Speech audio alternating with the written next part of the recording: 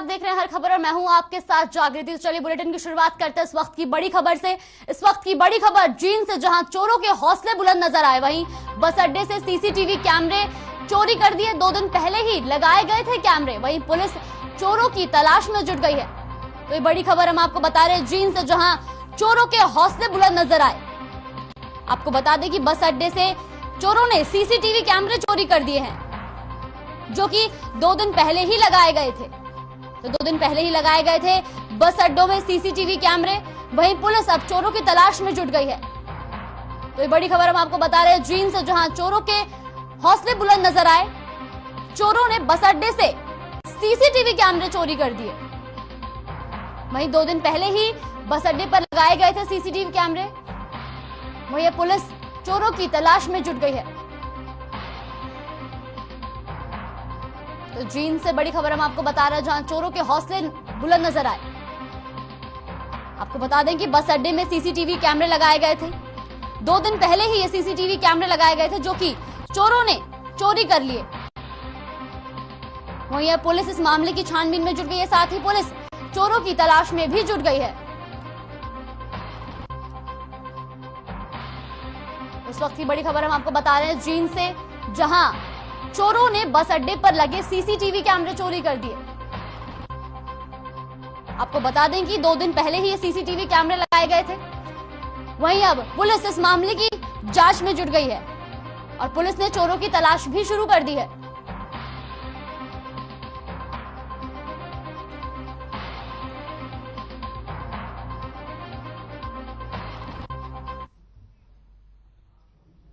बढ़ते हैं अगली खबर की ओर, जहां पंजाब कांग्रेस प्रधान सिद्धू के सलाहकार मोहम्मद मुस्तफा के विवादित बयान पर शिक्षा मंत्री कंवरपाल गुर्जर ने ऐतराज जताया और कार्रवाई कड़ी की मांग की। उन्होंने कहा कि ये बयान बेहद शर्मनाक है, इसमें कार्रवाई होनी चाहिए। इसके साथ ही कंवरपाल गुर्जर ने कहा कि हरियाणा के प्राइवेट स्कूलों में 1 वर्ष के लिए प्रोविजनल मान्यता दी गई है। वहीं उन्होंने कहा कि फिलहाल हरियाणा में स्कूल खोलने की योजना नहीं है, परिस्थितियां ठीक रही तभी स्कूल खोले जाएंगे। उन्होंने आगे बताया कि हरियाणा में अभी 1100 प्ले स्कूल खोले गए हैं, जबकि इसी कार्यकाल में 4000 और प्ले स्कूल खोले जाने हैं।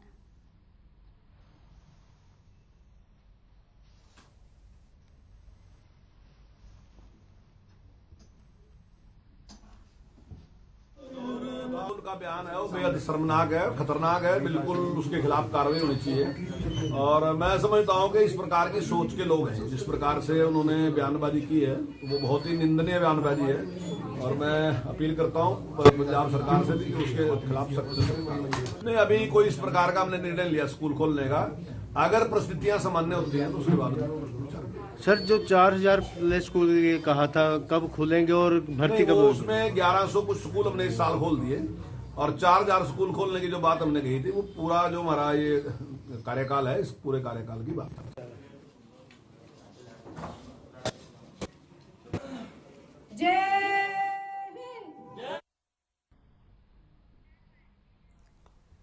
नेताजी सुभाष चंद्र बोस की जयंती पर बीजेपी पराक्रम दिवस मना रही है। इसी कड़ी में कृषि मंत्री जेपी दलाल ने भिवानी में आयोजित कार्यक्रम में हिस्सा लिया। इस मौके पर दलाल ने कहा कि नेताजी को आज 7800 स्थानों पर याद किया जा रहा है। वहीं जेपी दलाल ने कहा कि सभी प्रदेशों में बीजेपी पूर्ण बहुमत से विजय हासिल करेगी। उन्होंने कहा कि आने वाले समय में भिवानी में नेताजी की याद में उचित स्थान पर भव्य मूर्ति लगाई जाएगी, जिसमें हर घर का सहयोग लिया जाएगा। उन्होंने कहा कि आने वाली पीढ़ियों को इससे बहुत कुछ जानने को और सीखने को भी मिलेगा।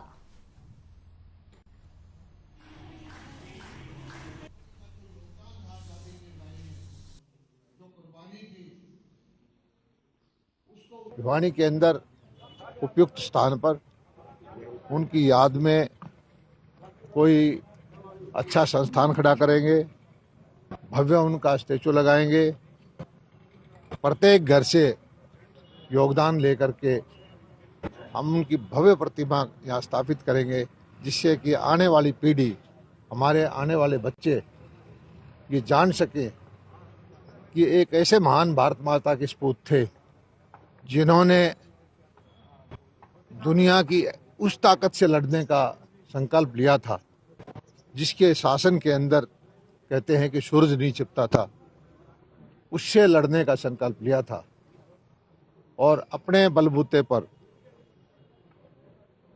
एक सेना खड़ी कर दी थी आजाद हिंद फौज के नाम से।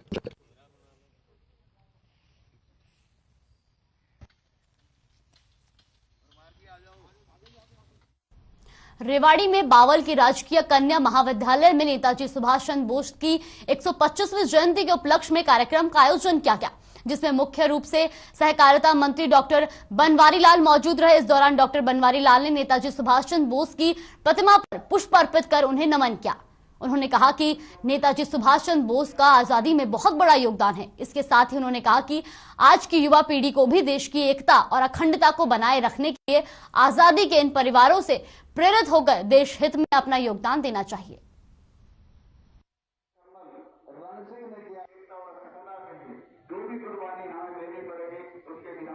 चंद्र बोस की 125वीं जयंती मनाई जा रही है। सबसे पहले तो मैं उनके चरणों में नमन करता हूं और जिस तरह से देश की आज़ादी में नेताजी सुभाष चंद्र बोस का जो योगदान रहा है, इसी तरह और भी जिन योद्धाओं ने स्वतंत्रता सेनानियों ने देश की आज़ादी में भाग लिया या उनमें अपने कुर्बानी दी, उन सभी देशभक्तों को आज याद किया जा रहा है।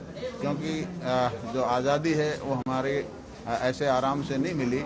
इसके लिए हमारे बुजुर्गों ने पूर्वजों ने बहुत त्याग किया है, बहुत बलिदान किया है। तो आज की जो युवा पीढ़ी है उनको भी इस चीज़ का ज्ञान होना चाहिए कि ये आज़ादी के लिए हमारे जो पूर्वजों ने, हमारे बुजुर्गों ने जो बलिदान और जो त्याग किया है, उसको ध्यान में रखते हुए हमें भी देश की एकता और अखंडता के लिए हर परिस्थिति में अपना बलिदान और जो भी त्याग करने की जो टाइम आए तो उसके लिए हमें तैयार रहना चाहिए। तो रेवाड़ी में बावल के राजकीय कन्या महाविद्यालय में नेताजी सुभाष चंद्र बोस की 125वीं जयंती के उपलक्ष्य में कार्यक्रम का आयोजन किया गया, जिसमें मुख्य रूप से सहकारिता मंत्री डॉक्टर बनवारी लाल मौजूद रहे। इस दौरान डॉक्टर बनवारी लाल ने नेताजी सुभाष चंद्र बोस की प्रतिमा पर पुष्प अर्पित कर उन्हें नमन किया। उन्होंने कहा कि नेताजी सुभाष चंद्र बोस का आजादी में बहुत बड़ा योगदान है। इसके साथ ही उन्होंने कहा कि आज की युवा पीढ़ी को भी देश की एकता और अखंडता को बनाए रखने के लिए आजादी के इन परिवारों से प्रेरित होकर देश हित में अपना योगदान देना चाहिए।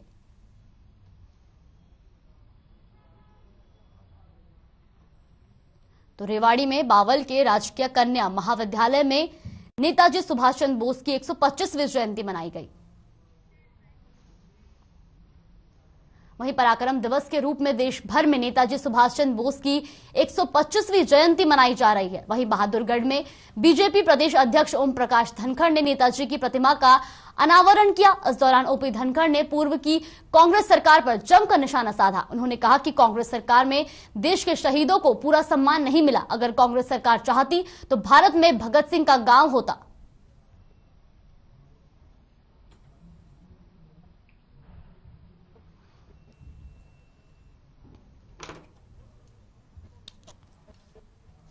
आज आनंद है कि आज हरियाणा भर के समस्त स्वतंत्रता सेनानियों का और समस्त शहीद परिवारों का, स्वतंत्रता सेनानी परिवारों का और जो जीवित स्वतंत्रता सेनानी हैं उनका भी, उनकी जो विराधनाएं जीवित हैं उनका भी भारतीय जनता पार्टी के कार्यकर्ताओं ने हर गांव में और हर वार्ड में इस कार्यक्रम को आयोजित किया है। बहुत बड़ी संख्या में, जैसे यहाँ मैं देख रहा था, इसी तरह से जनसमूह सब जगह आज उनके सम्मान के लिए, स्वागत के लिए पहुंचा है।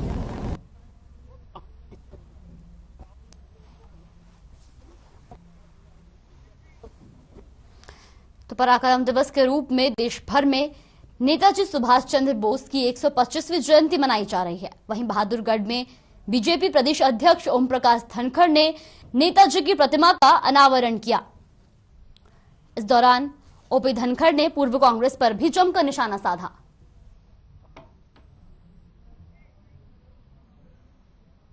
नेताजी सुभाष चंद्र बोस की आज 125वीं जयंती है। इस मौके पर बीजेपी पराक्रम दिवस मना रही है। इसी कड़ी में झज्जर और कैथल में भी पराक्रम दिवस मनाकर नेताजी सुभाष चंद्र बोस को श्रद्धांजलि दी गई।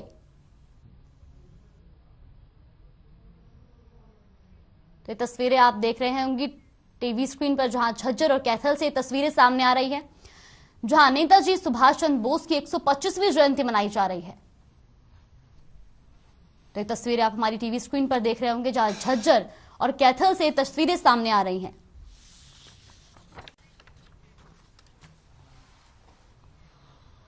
रुकते हैं छोटे से ब्रेक के लिए। ब्रेक के बाद स्वागत है आपका। तो चलिए रुक कर लेते हैं खबरों का, जहां घुला चीका में खाद की किल्लत दूर होने का नाम नहीं ले रही है। जहां किसान कड़कती ठंड में खाद लेने के लिए सुबह 6 बजे से लाइन में लग जाते हैं, लेकिन बावजूद उसके भी किसानों को खाद नहीं मिलती। वहीं किसानों ने कई बार अधिकारियों पर खाद ब्लैक करने का आरोप भी लगाया है और किसानों का कहना है कि अगर खाद नहीं मिली तो उनकी फसल खराब हो जाएगी, जिससे किसानों को भारी नुकसान होगा।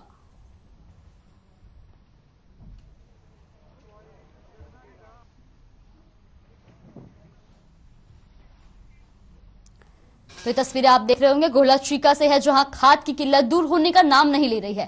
किसान कड़कती ठंड में भी खाद के लिए लंबी लंबी लाइनों में सुबह 6 बजे से लग जाते हैं, बावजूद इसके किसानों को खाद नहीं मिलती। तो वहीं किसान ने कई बार अधिकारियों पर खाद ब्लैक करने का आरोप भी लगाया है और किसानों का कहना है कि अगर खाद नहीं मिली तो उनकी फसल खराब हो जाएगी।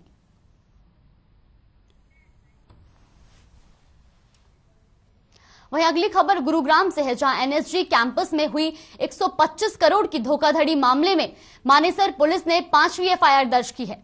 बता दें कि धोखाधड़ी के मास्टरमाइंड प्रवीण यादव ने शानो शौकत भरी लाइफ दिखाकर पीड़ित कंपनी को 1 करोड़ 60 लाख का चूना लगाया। बताते चले कि ठगी के मास्टरमाइंड ने एनएसजी कैंपस में 16 किलोमीटर पेरिफेरल रोड बनाने, सीवरेज ट्रीटमेंट प्लांट स्थापित करने और हाउसिंग प्रोजेक्ट के तहत सैकड़ों प्लॉट्स बनाने के नाम पर दर्जन भर कंपनियों से फर्जी दस्तावेजों के आधार पर करोड़ों रुपए की धोखाधड़ी को अंजाम दिया था।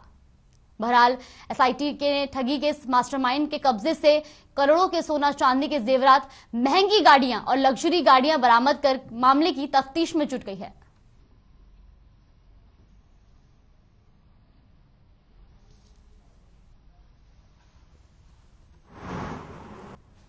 तो ये पूरा मामला गुरुग्राम से है, जहां एनएसजी कैंपस में हुई 125 करोड़ की धोखाधड़ी मामले में मानेसर पुलिस ने 5वीं एफआईआर दर्ज की है। आपको बता दें कि धोखाधड़ी के मास्टरमाइंड प्रवीण यादव ने शानो शौकत भरी लाइफ दिखा पीड़ित कंपनी को 1 करोड़ 60 लाख का चूना लगाया। बताते चले कि ठगी के मास्टरमाइंड ने एनएसजी कैंपस में 16 किलोमीटर पेरिफेरल रोड बनाने, सीवरेज ट्रीटमेंट प्लांट स्थापित करने और हाउसिंग प्रोजेक्ट के तहत सैकड़ों प्लॉट्स बनाने के नाम पर दर्जन भर कंपनियों से फर्जी दस्तावेजों के आधार पर करोड़ों रुपए की धोखाधड़ी को अंजाम दिया था। बहरहाल एसआईटी ने ठगी के इस मास्टरमाइंड के कब्जे से करोड़ों के सोना चांदी के जेवरात बरामद कर लिए हैं।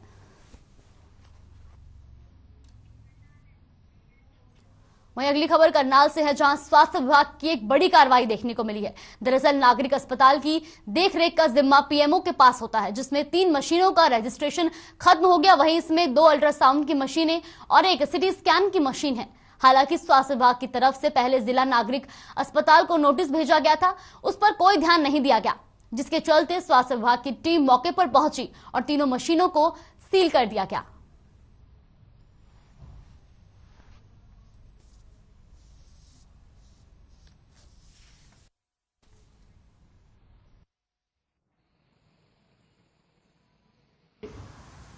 हमारे नॉलेज में आया था कि ये जो हॉस्पिटल का जो रिन्यूअल पीएनडीटी के अंदर रजिस्ट्रेशन है वो कुछ दिन पहले ख़त्म हो चुका था, और चूंकि कोई भी मशीन जो है अनरजिस्टर्ड प्लेस पे नहीं चल सकती है, इसलिए ये कार्रवाई करी गई है। अभी उसकी सील करी गई है, लेकिन क्योंकि पेशेंट्स को किसी प्रकार की कोई दिक्कत ना आए, उसके सारे कागज़ जो, क्योंकि ये नई रजिस्ट्रेशन होगी, रिन्यूअल नहीं होता। एक बार रजिस्ट्रेशन खत्म हो जाए तो रिन्यूअल नहीं होता है, न्यू रजिस्ट्रेशन होती है, तो उसके लिए ये सील करना आवश्यक होता है। तो इसलिए नए कागज़ सारे आ गए हैं और पेशेंट की उसको देखते हुए मंडे को अपने डिस्ट्रिक्ट एप्रोप्रिएट अथॉरिटी की मीटिंग कॉल करी है और उसमें जो डिसीजन होगा जल्द से जल्द जो है सब डीसीएल कर दिया जाएगा। क्या क्या सर सील किया गया है और किसके साइन होने के बाद वो एकदम ठीक हो जाएगा? नहीं, ऐसा सील सेंटर होता है जहाँ की रजिस्ट्रेशन होती है, तो उसमें क्योंकि जो भी चीज़ें पड़ी होंगी वो सारी उसके उसको रजिस्ट्रेशन उसकी ना होने के कारण उसको सील किया गया है। वहीं अगली खबर करनाल से है, जहां भाखड़ एसवाईएल नहर में रात के समय एक गाड़ी गिर गई। दरअसल धुंध ज्यादा होने के कारण व्यक्ति को कुछ नजर नहीं आया और गाड़ी सीधा नहर के आगोश में समा गई। थोड़ी ही देर में ग्रामीण मौके पर पहुंचे और बड़ी मशक्कत के साथ व्यक्ति को बाहर निकाला गया। साथ ही क्रेन के माध्यम से गाड़ी को भी बाहर निकाल लिया गया।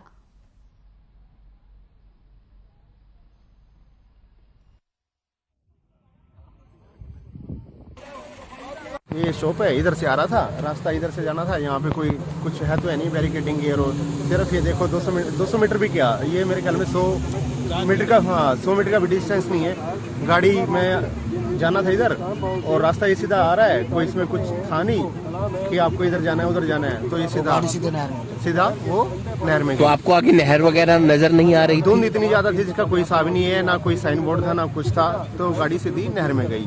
वो तो जब मैं अंदर गया तो पानी जब तक मेरे यहाँ घुटनों तक आया तब मैंने गाड़ी का शीशा तोड़ा और गाड़ी का शीशा तोड़ने के बाद मैं बाहर निकला।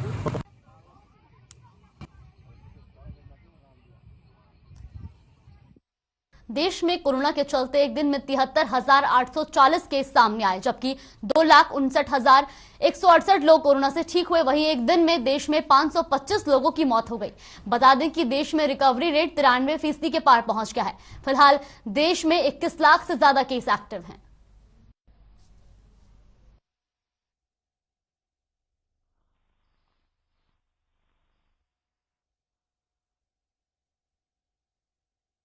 कहर जारी है, जहां देश में एक दिन में 73,880 केस सामने आए हैं। वहीं 2,59,168 लोग कोरोना से ठीक भी हुए हैं। एक दिन में 525 लोगों की देश में कोरोना से मौत हो गई है, जबकि देश में रिकवरी रेट पहुंचा 93% के पार। तो 93% के पार रिकवरी रेट पहुंच चुका है और फिलहाल देश में 21 लाख से ज्यादा केस एक्टिव हैं।